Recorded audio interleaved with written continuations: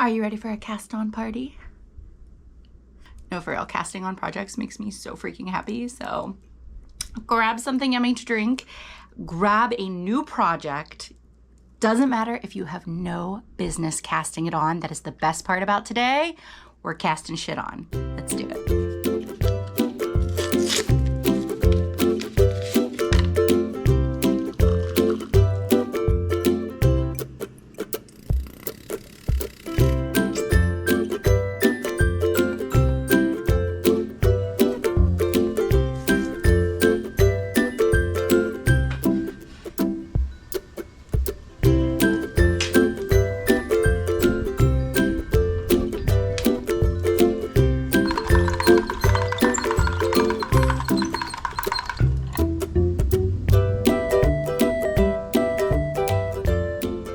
It is a cast on day, y'all. And I know that there are some people out there who do not love casting on new projects. I see you, I accept you, I do not judge you, I don't understand you, but there's no judgment here. I, however, am a lover of new cast-ons. I am a non-monogamous maker in the sense that I usually have a ton of projects going at once. I think the better term for what I am is a mood maker. I need a project to suit all of my different moods. And there are many. There are philosophies out there that you should not start a new project until you finish the one that you're working on. I am not one of those. Life is short. Cast on the new project if it makes you happy. If you're new here, hi, I am Chelsea, the content creator and designer behind Knitting Tipsy. And yes, some people may say that I have no business casting on something new, but I know I have some upcoming events and activities. I need certain types of projects for things. And I thought, let's take an afternoon and just get 3 new projects started. So if you haven't already, go ahead, go to your queue, your Ravelry queue, your Etsy queue, however you're storing your patterns. You can also work on a non-new pattern during this, but if you want to play along, feel free to cast on something new. Get your materials, get your yarn, get a cozy beverage. If it wasn't the morning, I would have wine, but I have tea right now. And let's get started. All right, y'all, the first new project that I am casting on, we're not even gonna talk about my other whips. If you wanna see my current works in progress, my finished objects, you can head to my Show Us Your Knits podcast, where I show off all of my whips and foes like a proud 5-year-old. But today we're starting all new things. The first project that I wanna start with is the Bayside dress by the Little Wolf Knits. This is a sexy, gorgeous knit. When we say knitting is sexy, we mean things like this. I love all of Brianna's designs. The Little Wolf Knits is an incredible yarn dyer and designer. She's also an incredible friend. I am very lucky to be one of her yarn affiliates. Bri has a brand new collection that just came out. It is her travel collection, and she's starting with Italia, with Italy. All of the yarns are based on her trip and on these beautiful photos that she took. There are variegateds, there are tonals, they are incredible. And when Bri showed me the collection, there was one that really caught my eye. I'm gonna pop in a picture first because I know my lighting isn't always perfect, but this is Strada. It is so soft and it has like a lot going on, but I actually think whenever we see it swatched up, it's just gonna be so summery and beautiful with those blues and oranges and pinks and pops of green and yellow. It's not exactly my usual colorway, but I freaking loved it. I fell in love with it. I'm gonna hold up the skein that I have here in person. And like these beautiful pinkies, the blue, the orange. I've been on an orange kick lately. I always love my pinks and greens together. There's just so much to love about this. And while I do feel that it's summery, it's also really earthy. And the Bayside with this yarn, I think is gonna be great for some weddings that I have to go to this fall. So yes, I am hoping that this is going to be a wedding guest dress for at least one of these weddings. Today is June 24th.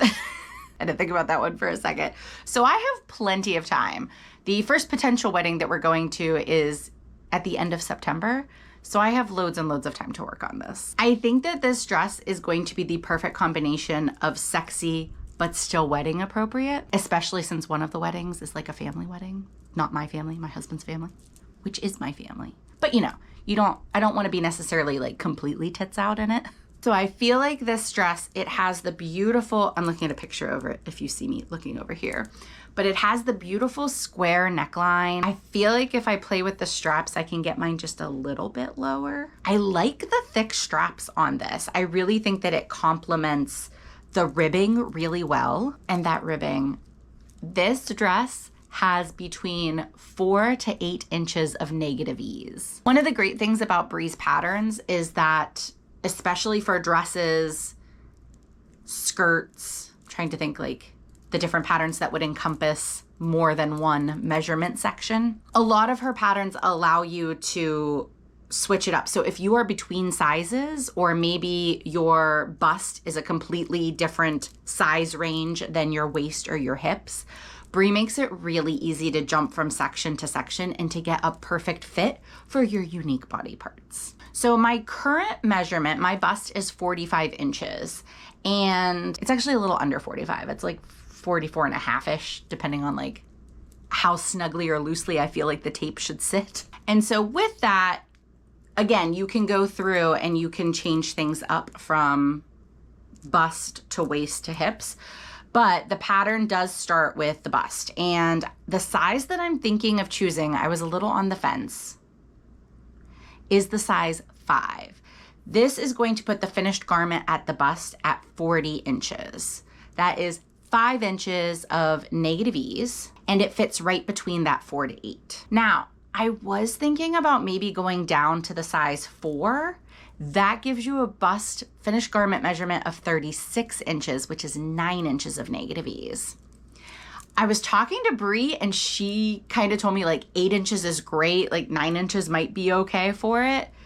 I feel like there was some encouragement to try it out. And I really think it's gonna be dependent on my swatch. I tend to be a loose knitter. With Brie's patterns, I think I am usually 1 to 2 needle sizes smaller than what she recommends. I am gonna swatch with 1 size smaller and see what my stitch and row gauge is. It might put me in a nice position that I could get somewhere between the 5 and the 9 inches of ease, because I'd like to be a little closer to 8 inches of ease to make this really nice, sexy, and form-fitting. So we might be doing a little bit of math to math that out. But ribbing is so stretchy, and I don't want something with positive ease. I don't want something with gaps. And as scary as it can be sometimes, I highly recommend trusting the designers when they tell you negative ease, because often with things like shorts or form-fitting skirts, you need that negative ease for it to give you the really curve-hugging look. So we're gonna try it. We're gonna swatch and we're gonna see where we fall in this system. Now, again, I'm gonna need to block it, so we probably won't be able to fully get the full picture in this video, but I will be letting you know in the next Show Us Your Knits which size I ended up picking out. But what I mostly want us to see in this video is how this yarn looks swatched up. I am using Brie's 420 base. This is 100% superwash merino. It is DK weight. You get 274 yards per 100 grams. And this is what the yarn is looking like caked up. I feel like this is giving me kind of a better look for it. And I feel like it's going to be mostly like the oranginess with the pops of the blues and the pinks and the greens. That's what I'm predicting. If you want to check out more of the Italia collection, I have the link in the description.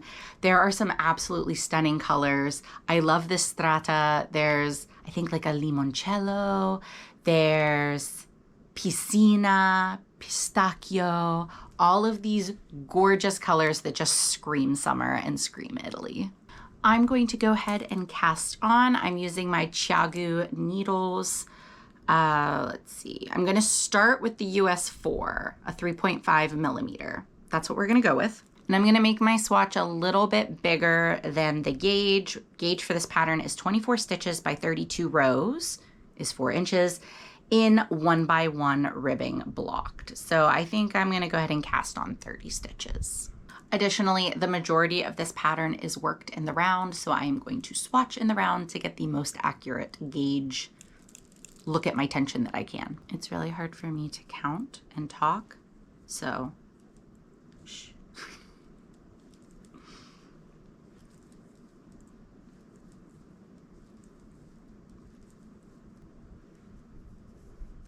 I have my 30 stitches cast on, and now, with the power of movie magic, are you ready to see the swatch?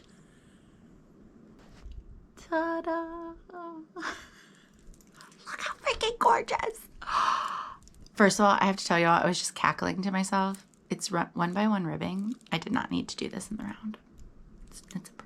Wouldn't matter. I sat here and I'm like, wait a minute. But that's okay. It doesn't matter. I have not fully finished this gauge swatch, but I am just obsessed with how the colors have come out. It is very blue and orange, I feel. I kind of do love this, like, almost like the little stripey that's coming up in it, the pooling.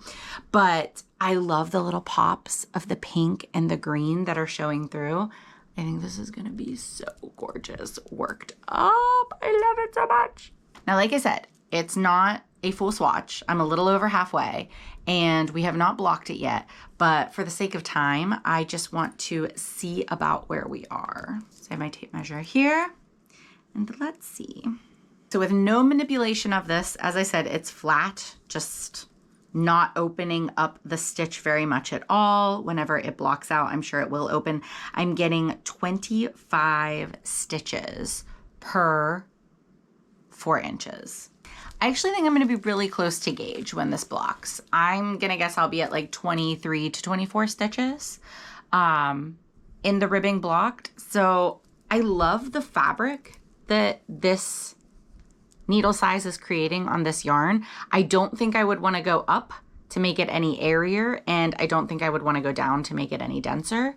I really like it. So once it is blocked and I can get like a better read, I will be able to know which size I most likely want to cast on. If I want to stick with that size 5, which would give me approximately 5 inches of negative ease, or if I want to go down to the size 4, which would give me 9 inches of ease. It'll really depend on what I'm getting in my stitches. One more cool thing about this pattern is that it has, trying to find it, bust short rows. So if you are a very busty person, this is kind of cool because the short rows are already built into the pattern to give you a really good fit. I am so excited to make this. I'm gonna go ahead and put it away for now. I will finish up the swatch and get it blocking after I finish filming this video. But I feel really excited knowing what the yarn is going to look like. And like, it's such a sexy pattern. Brie, your ass looks great. So it's not quite a cast on, it was more preparation for a cast on, but that's really the important part. Our yarn is wound. I'm pretty sure I know my needle size, pretty sure I know what my gauge is going to be-ish.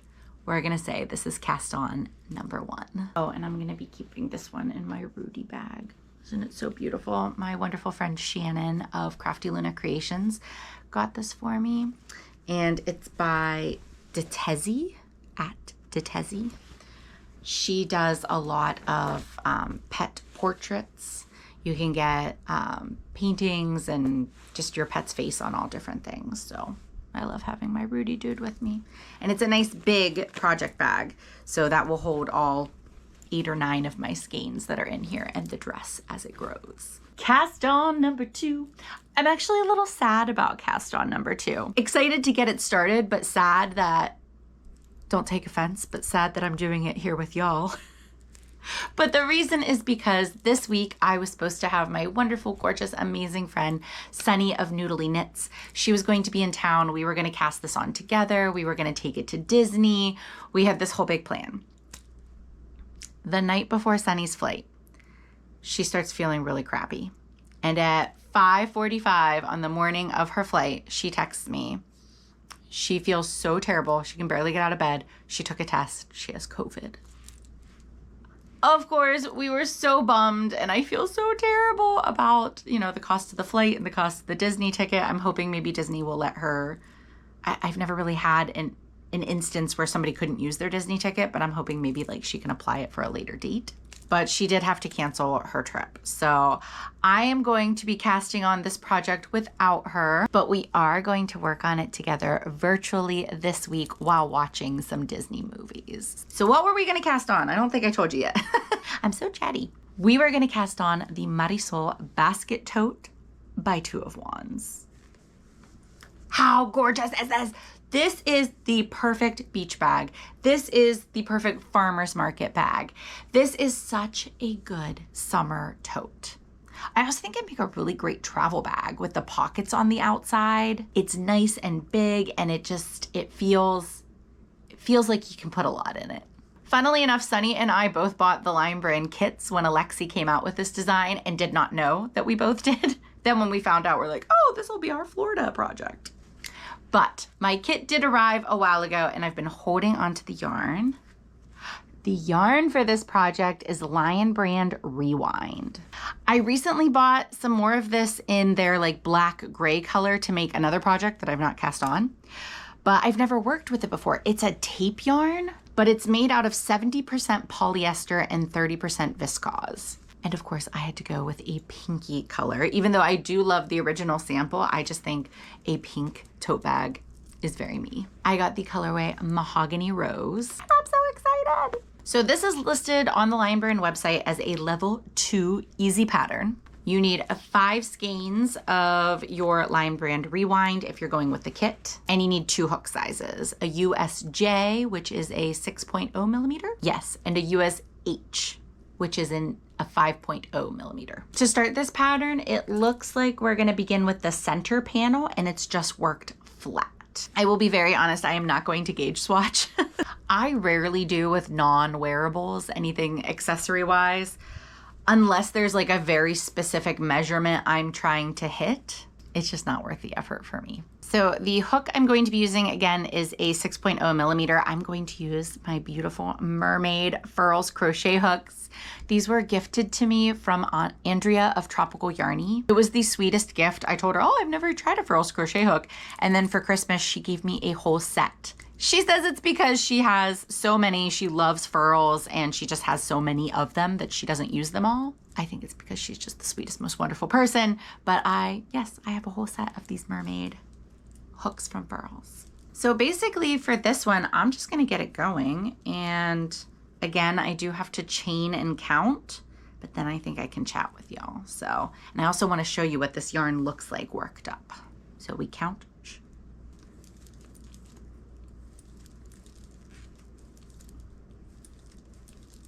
So I have my chain for my front panel, and now we are single crocheting. This would be such a great project if you haven't checked out mine and the Scaniac's new collaboration. We're calling it Tangled in Tales, where we combine our love of reading books and projects. And essentially we are recommending projects that have like the vibe of our favorite books for each quarter of the seasons. And one of my books, it was a mafia romance. I was just, I loved it so much. It's delightful smut. And in the story, there are a few scenes at farmers markets, and the female main character, she is into, keeping her plants and keeping tidy, and our main male character, who is a deranged hitman, he goes to a farmer's market with her for the first time, and he's buying her these plants, and I feel like a tote like this really fits the vibe of the book. So if you're looking for a book to read while you work on a project similar to this, highly recommend. We have our first row done. It does give a really nice, neat bottom edge whenever you work into that back bump. I like that. But now things get like really easy. So we're just gonna do a little bit of mindless stitching here. I am excited to have this. Looking ahead at the pattern, there are large sections of meditative making, like where you don't need to think too much, either like nothing at all, or you're just kind of like doing single crochet or something like that. Or sections where it's an easily memorized pattern repeat. That's kind of been my jam lately.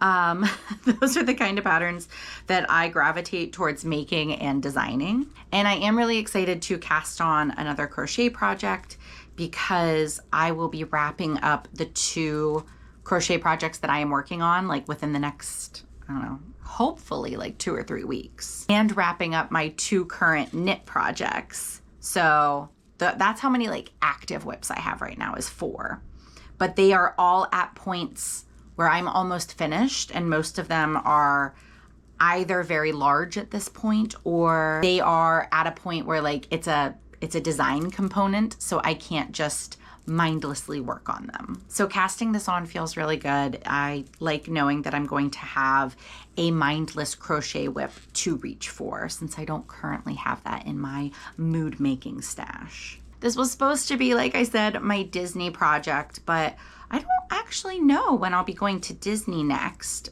Sunny and I had a really cute Disney bound planned. I am going to save it so that hopefully she can come down later this summer or maybe in the fall, and we can still do our Disney bound then. I've really been wanting to go to Hollywood Studios. There are some new rides and shows. I've been to Epcot a lot this year and Magic Kingdom a lot this year, and I think Animal Kingdom once. But I have not hit Hollywood Studios at all. So I was thinking about seeing if my husband maybe wants to try going in the next week or 2. And if we do that, this will be my project to take with me, I think.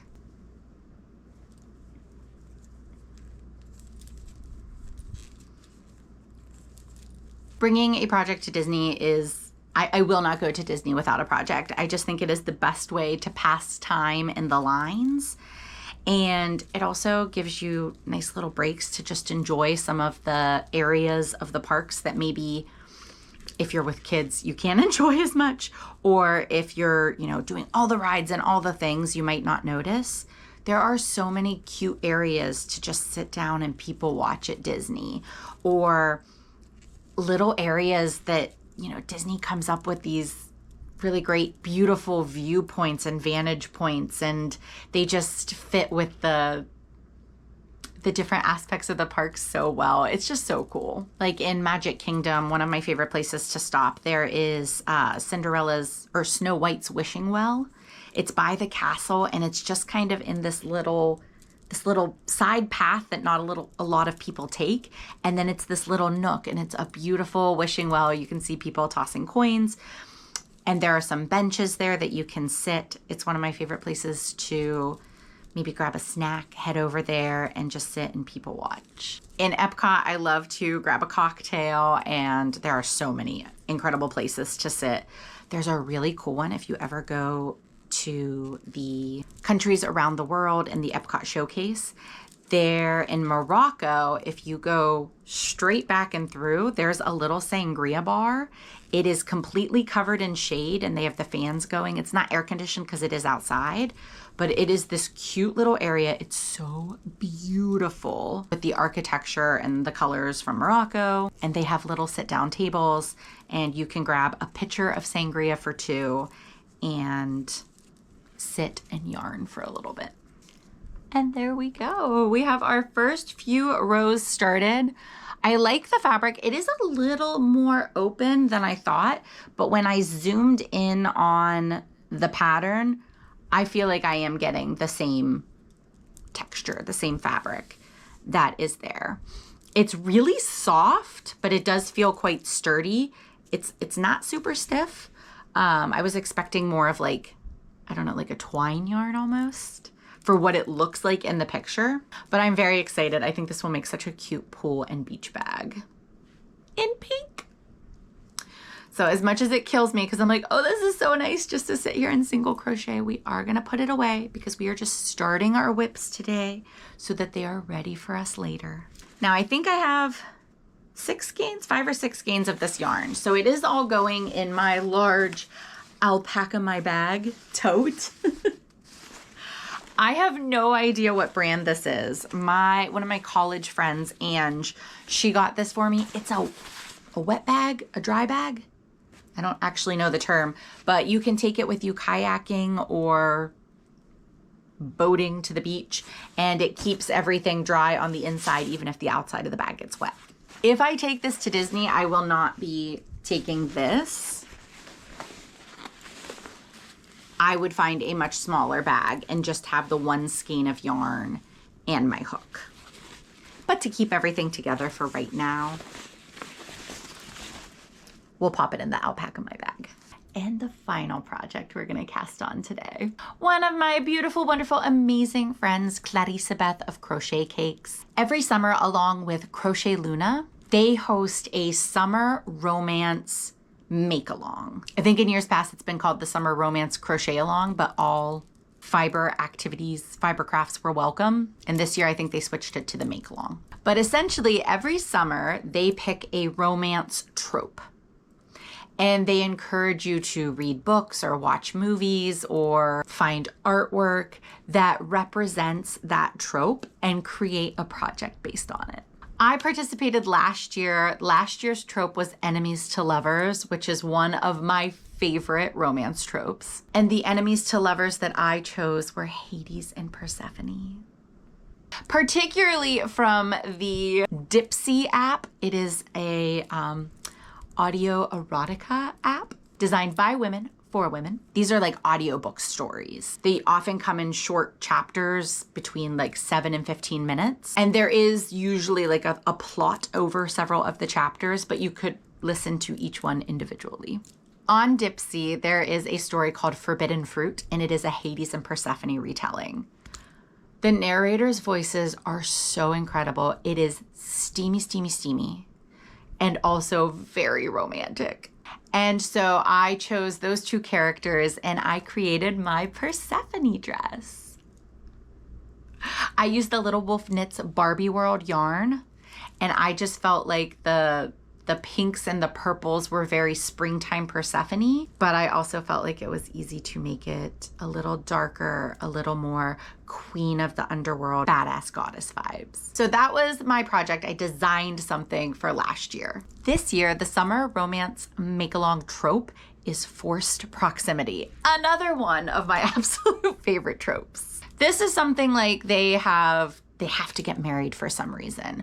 Or, you know, the one horse, one bed trope. Often bodyguards fit into this. If they are bound together in some way. Basically, they can't get away from each other. That is this trope. And the book I have decided to use to inspire me is The Devil Made Me Brew It. I am listening to this on Spotify. I actually have not finished it yet. I am going really slowly. I'm finding it really hard to keep my focus on things lately, just with depression and anxiety, but I am really enjoying the story. The narration is incredible. I highly recommend that you listen to this. I mean, I'm sure it's great, like reading with your eyes, but reading with your ears on this one is incredible. This is such a cute little comedic fantasy. It has a very modern setting. It takes place in like Northeast United States, but our characters are Violet, a tea witch who owns her own tea shop, and Devlin, the devil's son, whom Violet accidentally summons one night when she's drunk. It is so stinking cute. It is like kick your feet cute. I have laughed out loud at so many points in this story. I love the banter. It's sweet. They're not really enemies at any point, like, I mean, at first, whenever she accidentally summons him, it is kind of like, oh, but he's not like been summoned from hell. He is an influencer in LA, collecting souls of like shitty people. So she accidentally summons him. She's trying to save her tea shop and she magically binds them together. They can't physically be more than 30 feet away. And he is bound to her until he helps her find her heart's desire, which they're thinking means helping her save the tea shop. But I have an idea that it's going to be something more lovey-dovey. Anyway, it's freaking adorable. And in reading this, who identify very much on the witchy end of the spectrum, I have really gotten into tea witchery and tea magic. I was like 20 or 30% through the book, and I just loved how the author described creating ritual and manifestation and magic for yourself by choosing your ingredients for tea and putting the intention into your tea and using that for comfort and joy and healing and manifestation. So I immediately went and bought books on actual tea magic and tea witchery. Read those. I now have a lot of tea. I've added to my own personal apothecary with different ingredients to add to my spelled teas. It does feel very comforting. It feels very spiritual. I absolutely love it. So yes, I have gotten into tea magic because of The Devil Made Me Brew It.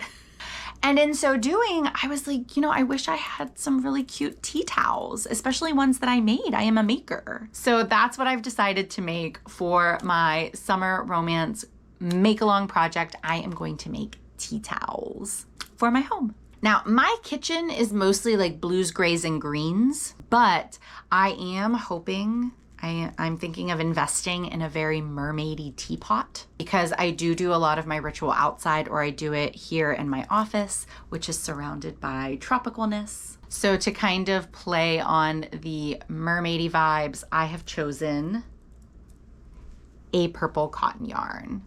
I believe this is Dishy. I don't have the label, but it's either lily sugar and cream or it's Dishy. I know that it's worsted weight and that I have 100 grams of it. So I think I'm gonna be all right. And for my tea towel, I just wanted something basic, something that was meditative to work on. Maybe I can work on it while I'm finishing up the book. Or it would be something nice that I can work on while I'm listening to some witchy podcasts. Maybe I can find some more cute romance books that have tea witchery in them. And I went on to Ravelry and to Etsy, and the pattern that I have decided to go with is the Willow Tea Towel. I just think this is really like kind of classy looking, and I like the texture for either wiping down plates or having it to hold onto the teapot. I also think it'll make a nice cloth, like the fabric for it, if I want to put the teapot on top of it. I like that it has the little loop that you can hang it on a hook or something. I just think it's really great. And looking at the pattern, it uses pretty much all knits and pearls, so I think it's going to be great. Again, for a tea towel, I am not going to do a gauge swatch, but I am going to use my US 8. These ones are really beat up. I love this set though. These are my Luke, I never know how to pronounce them. Needles, wooden needles in US 8, 5mm. I think by this point you know that I cannot count and talk at the same time, so shh, I'm gonna cast on.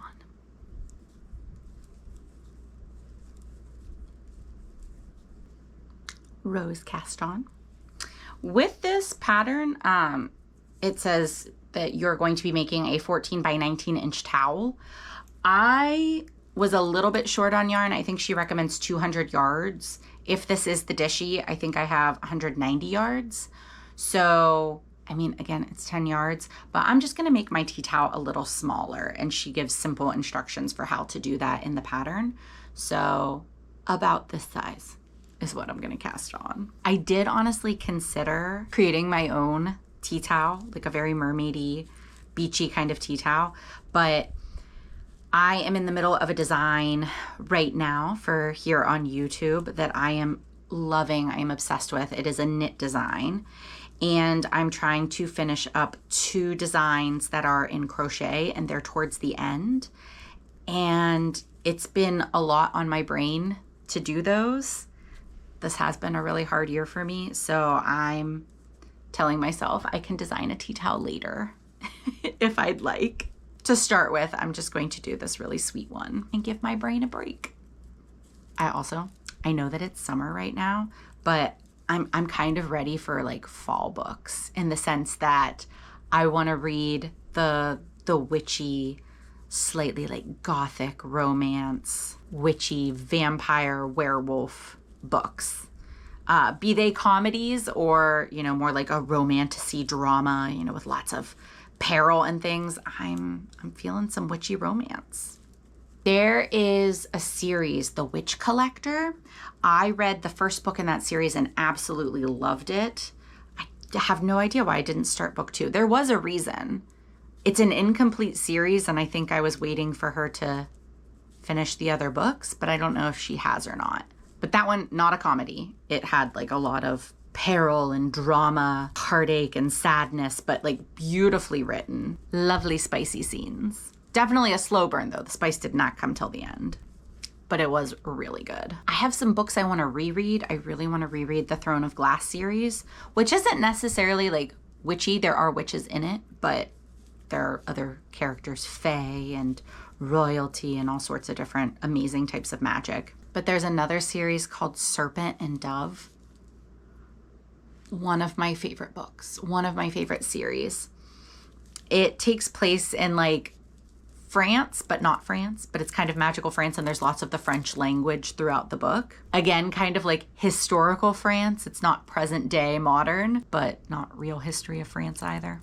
And it is about a witch on the run and the romance that develops between her and a witch hunter. It's so good. It's so good. I cried several times. It is a trilogy. There are some funny parts, but this book gets heavy. If you are someone with mommy issues, check the trigger warnings. Also, things happen. You will lose people. I don't mean to like give anything away. I know lots of people don't like spoilers, but like your heart might get broken if you read this series, just letting you know. And yet here I am. I'm like, hurt me again. It's so good. But there are also lots of other books that I want. Oh, I just thought of one more to give y'all another recommendation. Kingdom of the Wicked. Don't read it now though. Wait until it's almost Halloween. And again, highly recommend the audio for that one. The audio is creepy. The narrator, I can't think of her name, but she is incredible. She does all the voices. I do like narration where, especially duet narration, where one character takes all the female voices and one narrator takes all the male voices. I really enjoy that because I feel like I'm immersed in the environment, almost like watching a movie. But I think there are lots of great single narrator books out there too. And this is one of them. She's amazing, but she just does creepy well. There's some points where like the audio has an echo to it and they put little music in certain parts, and it is really spooky. I was sitting in my office. I have these big windows beside my office, and I was at a very scary point in the book, like more like creepy than scary, but like very creepy. And I'm sitting there listening and I'm knitting, and it was evening in October.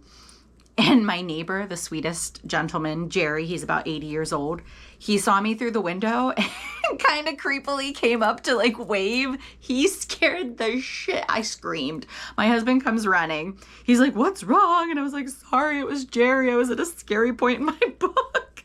But it is so good. That one takes place in Italy. Again, kind of in the past, but like fake Italy of the past. And that book will make you want to drink wine and eat Italian food. There are so many recipes and just talking about food and drink in that book. It's incredible. And it's the perfect Halloween vibes. That's also a trilogy. So yeah, recommend that one too. And yes, there are other witchy new books that I have. So maybe I'll dive into some more of those while I make my tea. Perhaps design some tea towels. It'll be great. All right, so I have my setup rows and I'm kind of in I think this is what? She's calling it a hurdle stitch. I don't know, I'll keep following the pattern. But I have it set up. It is at a great point for me to just knit, knit, knit on. And so I feel like I'm going to have to put it away. All of these I just want to keep working on, but that was the point of today. We are casting on and getting them all set up so that future Chelsea can just dive into a project when she needs to. This project I am going to put into my beautiful witchy cauldron bag made by Cozy Autumn Makes. She hand makes these beautiful witchy bags. The inside has like text almost from a grimoire, it looks like. There are nice big pockets inside. It has the drawstring, and I love that it has this little key ring on the side. I think it's so sweet. So we'll do all the witchy vibes on this one. I also have my little High Priestess cat pin. My tea is cold, but we do have 3 projects cast on. This was an excellent cast on party. I hope that you were able to either work on some active whips that you have. Maybe it was a hibernating whip. Maybe you cast on something new with me. I'd love to know what you are working on, especially if you cast on something new. Let me know in the comments. Thanks for hanging out with me and encouraging me to get these started. I do just love now I have these projects for whenever I need them, for whenever the mood strikes me, whether I need knitting or crochet, whether I want a bigger project or a quicker project. I have something that's going to fit that mood and that's going to be perfect to work on. Thank you so much for watching. Please don't forget to like this video. And if you haven't subscribed yet, please do that. Really helps me out. Plus you'll get to see more videos like this. Take care, y'all. I will see you next time. Happy yarning.